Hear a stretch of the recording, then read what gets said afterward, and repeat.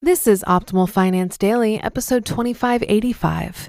What You May Not Know About Impulse Spending by Jackie Beck of JackieBeck.com. And I'm your host and personal finance enthusiast, Diana Merriam. Now let's get right to today's post and start optimizing your life. What You May Not Know About Impulse Spending by Jackie Beck of JackieBeck.com. I never thought of myself as an impulse spender, but the truth is, I am. Yet I've managed to pay off debt and save a chunk of money despite that.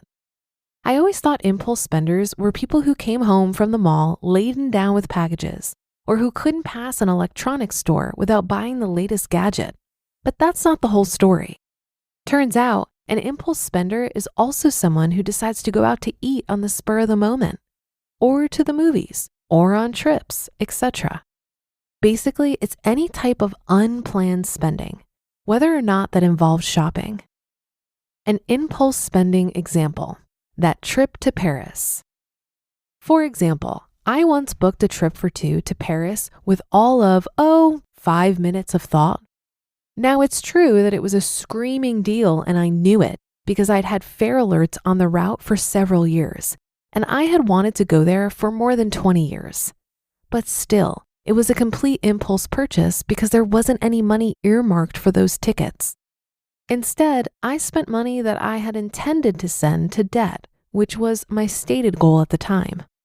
Don't get me wrong, I'm really glad we went, but that's exactly the kind of thing I used to do all the time on a more local level, when I couldn't afford to and would put things on the credit card. Impulse spending adds up and keeps you from your real goals if you let it get out of hand. Why, oh why do you buy? Once you've identified yourself as an impulse spender, figure out what triggers the spending. For me, it generally comes down to being bored and feeling restless. I want to go do something new and exciting, and that often involves spending money. A big part of that may be because I have ADD. I know I'm much more restless and apt to want to do things like go to Disneyland or the beach right now when I haven't taken my medication. Maybe you also spend because you're restless, or maybe you like to cheer yourself up using retail therapy, reward yourself, or just be social. Those are all common reasons to spend on impulse. Take a moment and figure out your triggers. Often, if you work on the reasons behind the spending problem, it'll reduce on its own. For example, medication for my ADHD is much cheaper than the spending I used to do because I got bored. But there are lots of tricks and tips you can use to reduce impulse spending regardless of the reason. How to stop impulse spending. So how do you curb the spending and turn impulse into planned so that you can get the things you really want in life instead? Here are a few steps to make that happen. Number 1, eliminate opportunities. It's often easier to avoid the temptation to spend in the first place than it is to convince yourself not to later. Unsubscribe from the email alerts, deal sites, offers, and catalogs. The FTC has a good guide on doing so for all kinds of offers. You can also just manually unsubscribe from emails by clicking the unsubscribe links in them, or cancel physical mailings by calling them. It typically takes a few months for physical mailings. Stay out of the stores and off the Facebook groups dedicated to the things you like to collect. For example, if you pass a Target on the way home from work and regularly stop in because you remember something you need, take a different route home instead. Avoid your poison and distract yourself with something else instead.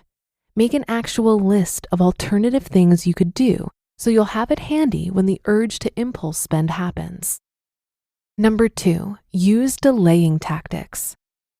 Oftentimes, the desire to buy will pass as quickly as it came if you can delay the urge. So tell yourself that you'll revisit the idea in a week or a month instead, and then don't set any type of reminder.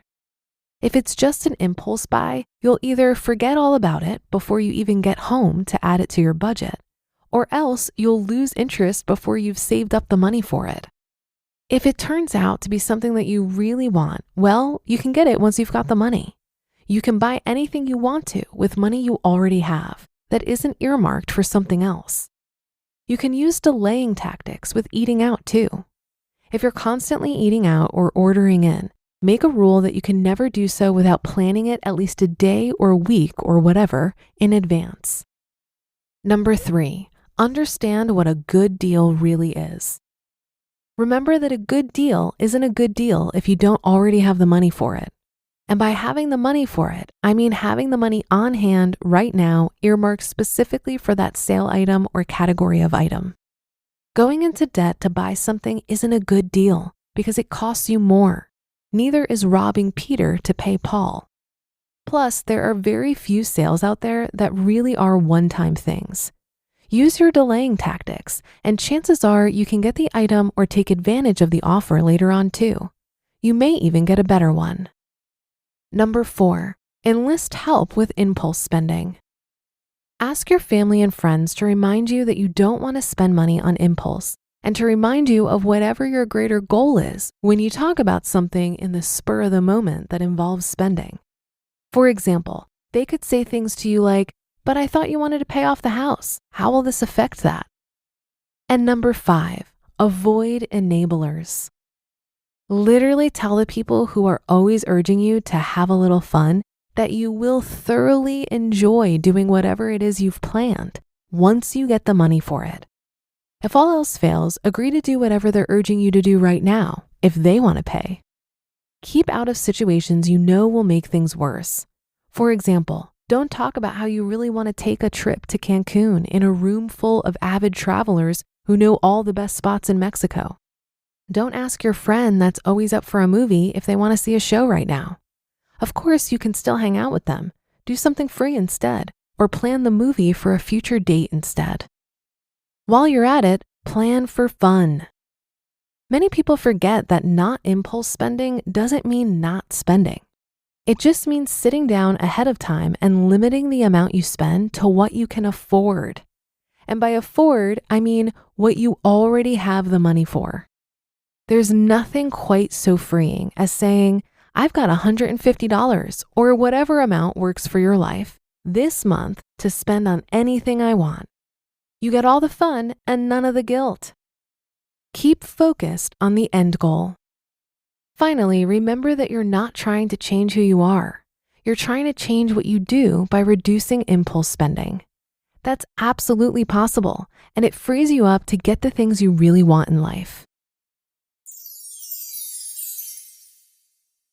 You just listened to the post titled, "What You May Not Know About Impulse Spending" by Jackie Beck of JackieBeck.com.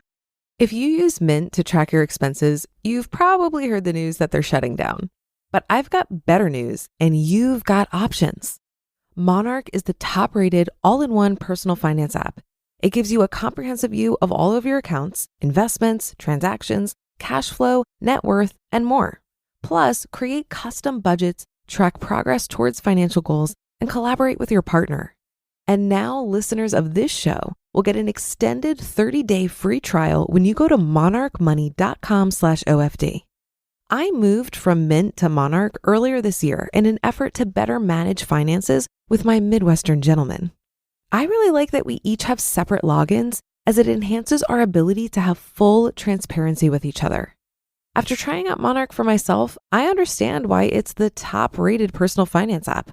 So go to monarchmoney.com/OFD and get an extended 30-day free trial. That's monarchmoney.com/OFD for your extended 30-day free trial. There are lots of ways to potentially boost your investments these days, and even more options on where to stash them. Make the smart move by transferring your brokerage account over to Robinhood. Whether you're transferring $1,000 or $2 million, don't miss out on Robinhood's offer for an unlimited 1% bonus on your assets. Unlimited, as in no cap. See why over 3 million people have rated Robinhood 5 stars on the App Store. Visit robinhood.com/optimal to claim your bonus. Terms apply to the bonus. See full bonus terms at robinhood.com. Investments offered through Robinhood Financial LLC. Investing is risky. Combating impulse spending requires a deliberate shift in mindset focusing on thoughtful and intentional financial choices. At the core of impulse spending lies our innate desire for instant gratification, a quick thrill that often leads to long-term regret. To counteract this tendency, it's essential to cultivate mindfulness in our spending habits. I totally agree with Jackie that we need to slow down and pause before our purchases. Let's take a moment to reflect on whether the purchase aligns with our long-term goals and values. Understanding the concept of the hedonic treadmill is crucial here, recognizing that material possessions provide fleeting happiness, and the pursuit of more only perpetuates this cycle. Redirecting resources towards lasting forms of happiness, such as experiences, investments, or meaningful relationships, can provide greater fulfillment in the long run. Creating a budget, setting financial goals, and prioritizing needs over wants can also help establish a solid foundation for mindful spending. By embracing a more intentional approach, we can break free from the grip of impulse spending, making wiser financial decisions that contribute to sustained well-being and future security. That'll do it for today. Thank you for listening. Have a great rest of your day, and I'll see you on tomorrow's show, where your optimal life awaits.